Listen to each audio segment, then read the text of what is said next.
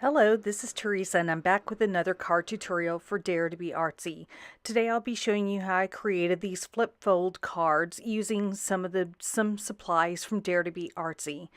I'll, while this set may not inspire a lot of excitement in terms of what the topic is, for those times when you may need to make a card to raise the spirits of a friend who's going through a tough battle with cancer, this stamp set is actually perfect to create that kind of a card.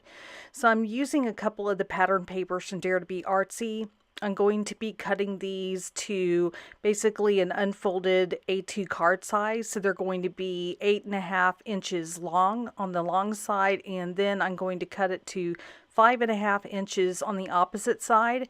Now, as you'll notice, I'm leaving the decorative strip on that one end, and it's going to be part of the design. And I am cutting down the other piece of pattern paper to the same dimensions as that mauve colored piece of paper. So now I'm going to score both of them at the 4.25 mark and then fold them over in half. And since I'm using double-sided paper, you can see a different pattern on both sides. If you do decide you wanted the card to feel a little more heavyweight, you could glue a piece of a white card base behind this. This paper, though, is fairly heavyweight on its own, and I decided not to add anything to mine.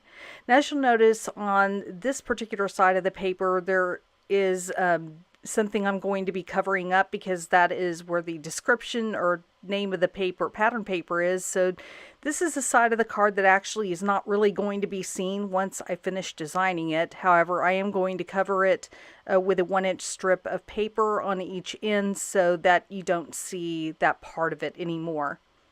And now that I've done that, I'm going to take this smaller flip fold die. It actually only die cuts the center part with the wavy part of it, and the two lines that are going up and down above only make score marks.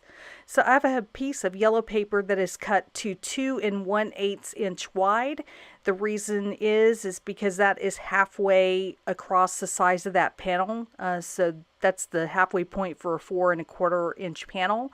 So I'm going to line up my die so that it is right butted up exactly against that, and then I will take that piece of paper away, hold down the die, and then add some tape to hold it in place so I can run it through my die cut machine. And I will do the exact same thing on the blue piece of paper that I'm doing on the mauve piece of paper right here.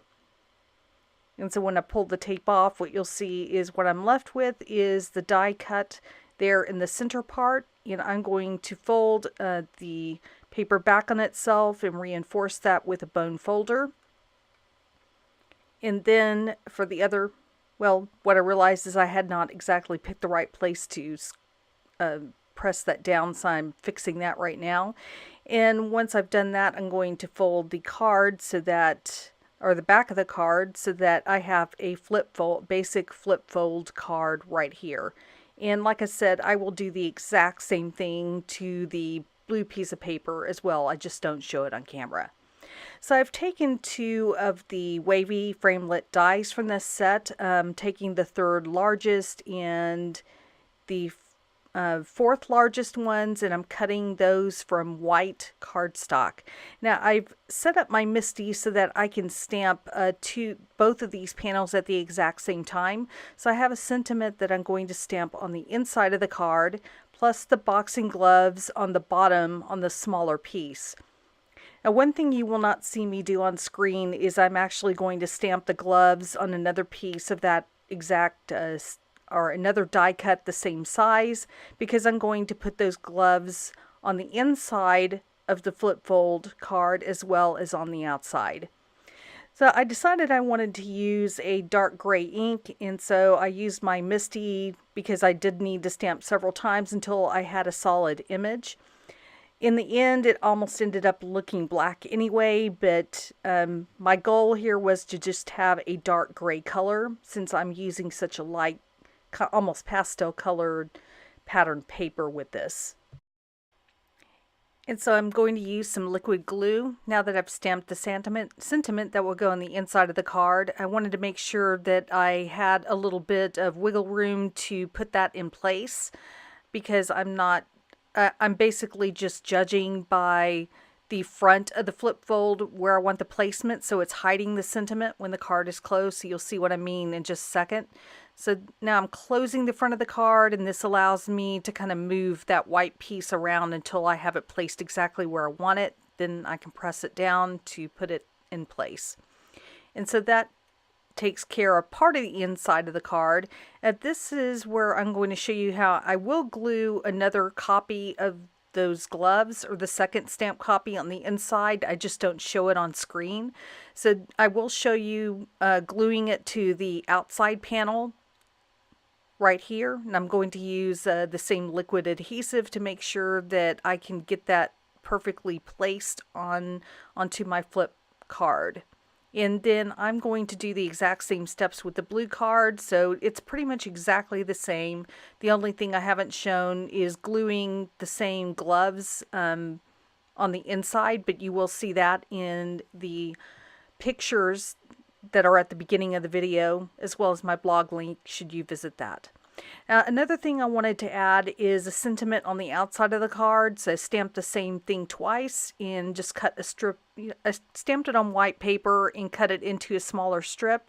I'm just gluing that left hand side so it attaches to the flap on the left hand side, and therefore when the card is open you will still see that sentiment, and although you're not seeing it right now, you will see the gloves on the inside of the card as well. For a final touch, I wanted to make the gloves look a little more dimensional, and I used some Nuvo crystal glaze to accomplish that. It's a lot like glossy accents or something like that. So I'm taping my cards closed temporarily just to keep them from moving too much while I apply this crystal glaze all over the gloves, and when they dry they look really cool. And in fact, at the end of this video, if you keep watching, I'll show you a close-up of one of the finished gloves after it's dried. And here is the close-up I promised. Thank you so much for watching today. I hope you enjoyed watching this video. If you did, I hope you'll leave me a thumbs up and possibly a comment. And I'll leave a couple of links here at the end of the video to some other things you might be interested in watching. I hope you have a great day, and I dare you to get artsy.